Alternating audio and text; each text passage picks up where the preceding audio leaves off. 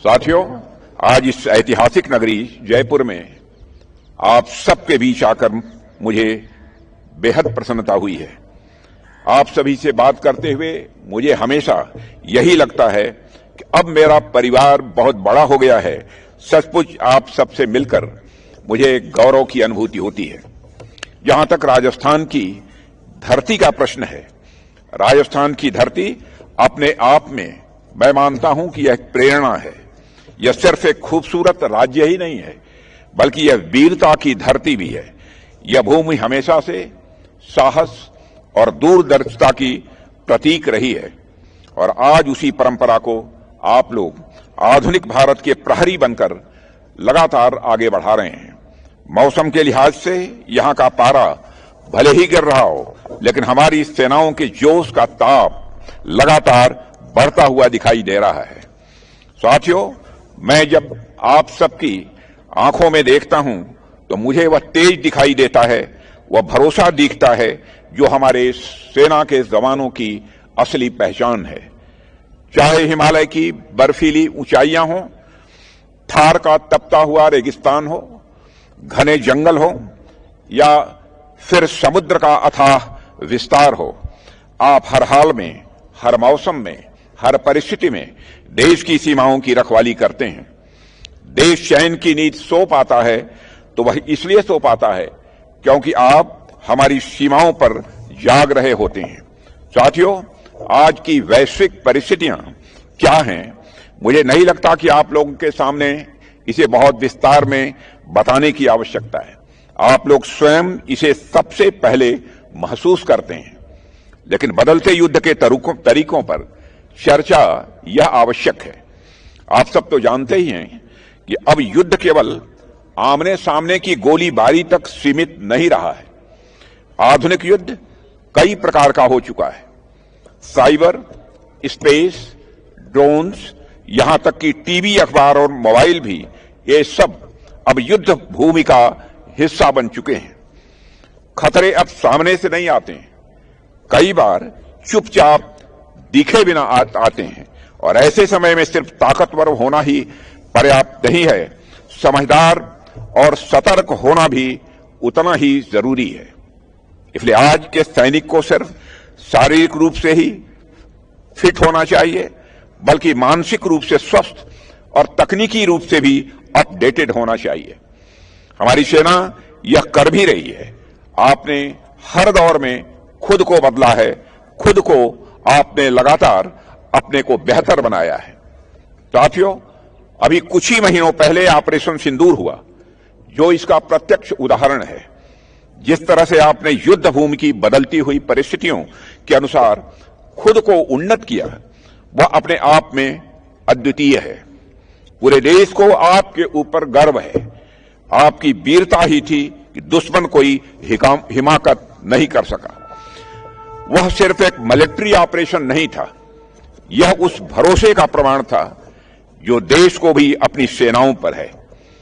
हालात मुश्किल थे, दबाव भी था, लेकिन इन सब के बीच आपने जो संयम, एकजुटता और धैर्य दिखाया, मैं मानता हूं वह अपने आप में अभूतपूर्व था। हमारा ऑपरेशन सिंदूर दुनिया भर में चल रही अनिश्चितताओं के बीच एक संतुलित सैन्य प्रतिक्रिया के रूप में उभरा था।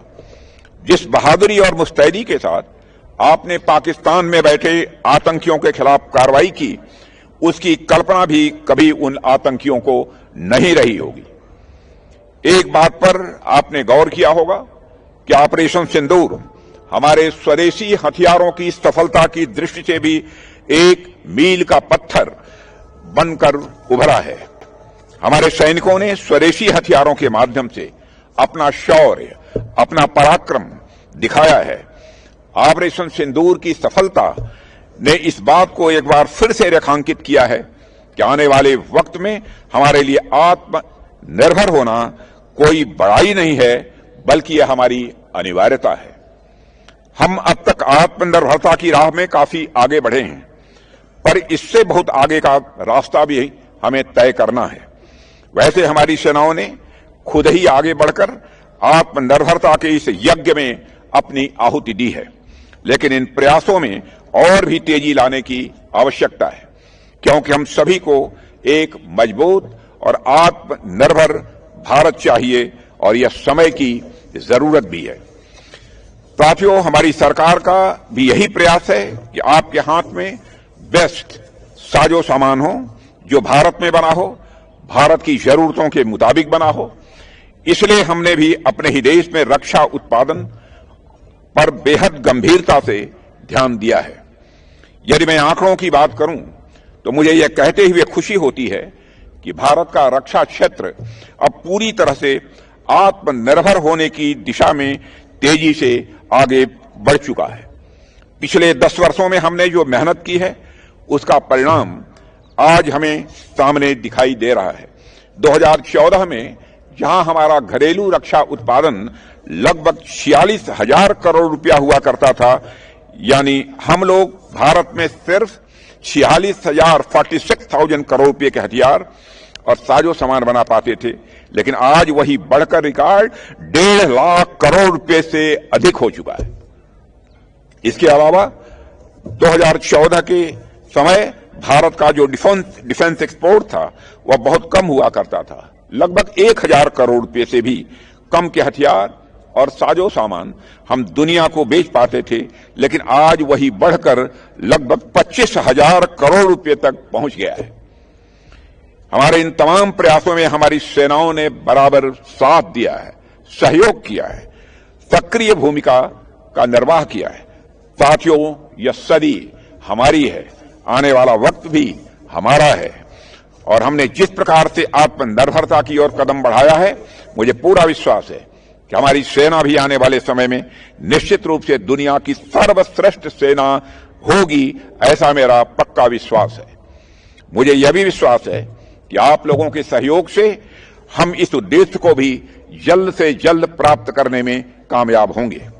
अंत में एक बार मैं फिर आप लोगों को आपके उत्तम कार्यों के लिए बधाई देता हूं और इस विश्वास के साथ अपनी बात समाप्त करता हूं कि हम इसी तरह मिलकर काम करते हुए भारत को एक मजबूत और आत्मनिर्भर राष्ट्र बनाएंगे।